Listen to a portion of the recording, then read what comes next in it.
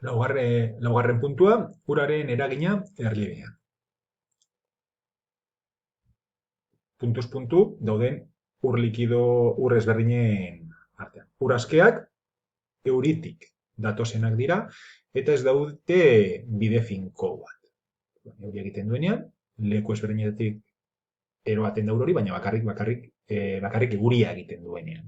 Orduan, urtarokoak dira eta hondamendiak sor ditzakete. Lur-jauziak adibidez, eta uholdeak.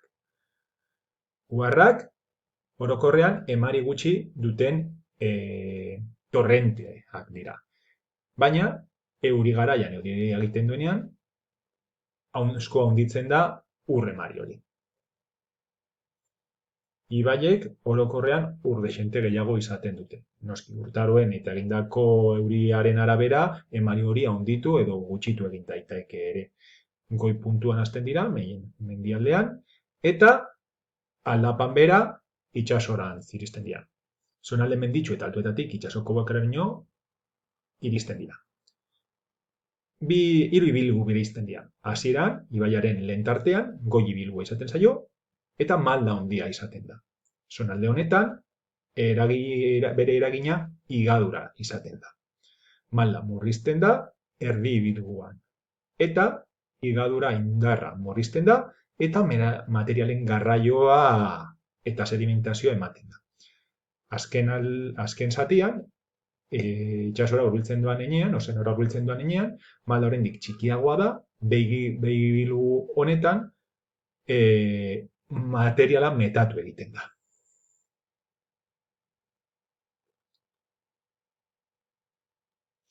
Lakuak, zonalde batean batutako urak sakonune batean topatzen direnean, sortzen dira.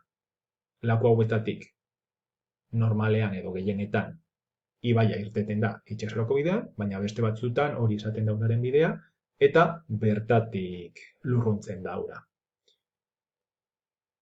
Lurpeko urak, euria egiten duen bakoitzean, esan bezala, euriaren zati bat, ibaietan gelditzen da, baina beste parte bat, urraspira pasatzen da. Urraspira pasatzen da, iragaizkaitza den harri batekin topo egin arte. Hori topatzen duenean, ura pilatu egiten da. Eta bertan, lurrazalean bezala, higadura sortzen du.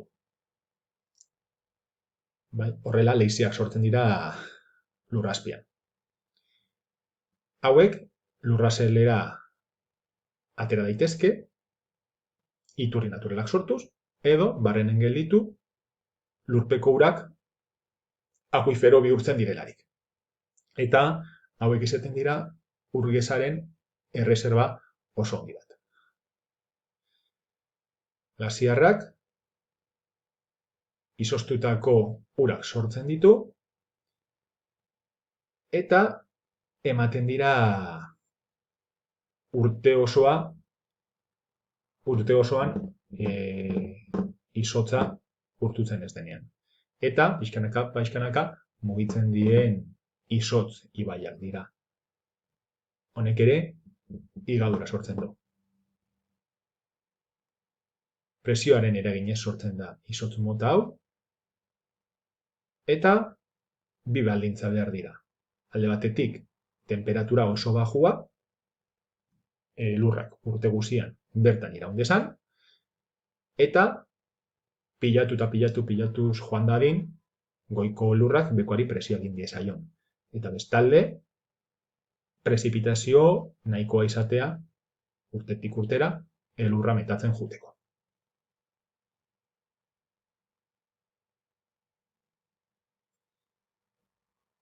Ozeanoak eta itsasoak. Ozeanoak kontinenteak banatzen dituzten ur-masa handiak dira. 5 ozeano daude: Pazifikoa, Atlantikoa, Indikoa, Atlantikoa eta Artikoa. Itsasoak ozeanoen barnean eta kostaldetik gertu dauden zonalde batzuei esaten zaie. Sakonera txikia izaten dute eta arrazoi historiko edo kulturalengatik ozeanoen zati horiei izen bereziak eman zaizkie eta itsasoak dira. Ozeanoen temperatura oso ezberdina da leku batetik bestera, baina batez bestekoa 17,5 gradokoa da. baina ez da berdina Antartikoko itsasoa edo Karibikoko itsasoa. Aldiz, ozeano azpiko ura nahiko franja estuan mugitzen da. Ez dago variazioa handirik. Ozeanoan korronteak daude. Eta korronteak alde batetik sortzen ditu lurraren errotazioak, eta bestalde itsasoko eta ozeanetako alde ezberdinetan dauden uraren temperatura eta gazitasun ezberdinek. Olatuak eta mareak. Olatuak haizeak uraren gainean sortzen dituen oszilazioak dira. Olatuak, guri ez bazaigu iruditzen ere, ez dira ez atzera ez aurrera mugitzen. Gora eta bera egiten dute orokorrean. Baina kostaldera heltzen direnean, olatuaren itsaso azpian dagoen zatiak lurra ikutzen duenean, okertu egiten da eta olatu hori puskatu egiten du, apurtu egiten da. Sortzen diren beste olatu batzuk tsunamiak dira. Eta hauek sortzen dira itsasoan gertatzen diren mugimendu sismikoen eraginez.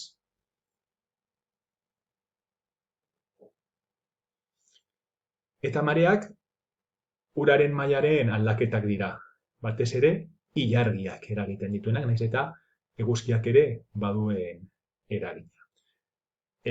Marea, itsasoa bere mailarik altuena era iritsi denean, marea gora esaten zaio, eta maila baxuenean dagoenean, marea behera.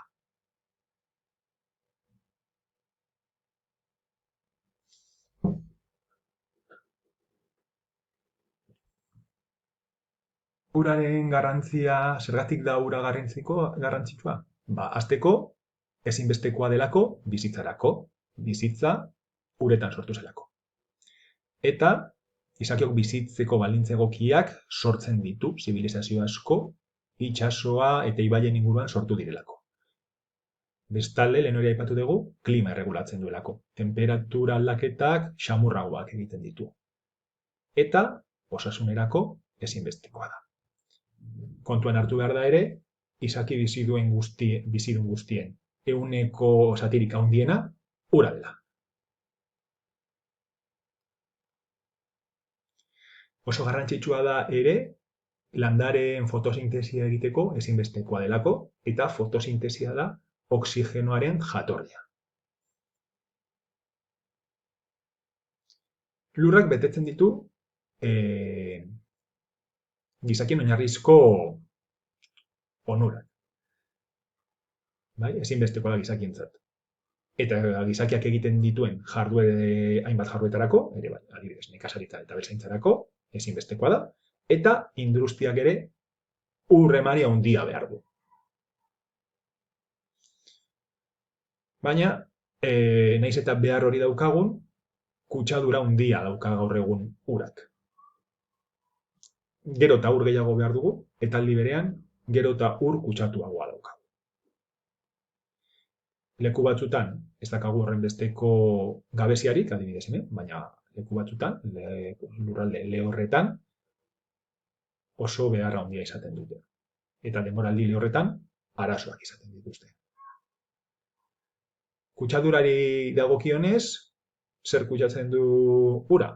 Alde batetik, atmosferara egindako isurketak. Atmosferara dijoan isurketa hori, gero, lainoekin nazten da, eta euriarekin batera itsasoetara, ibaietara, eta bestelako urriturrietara doa.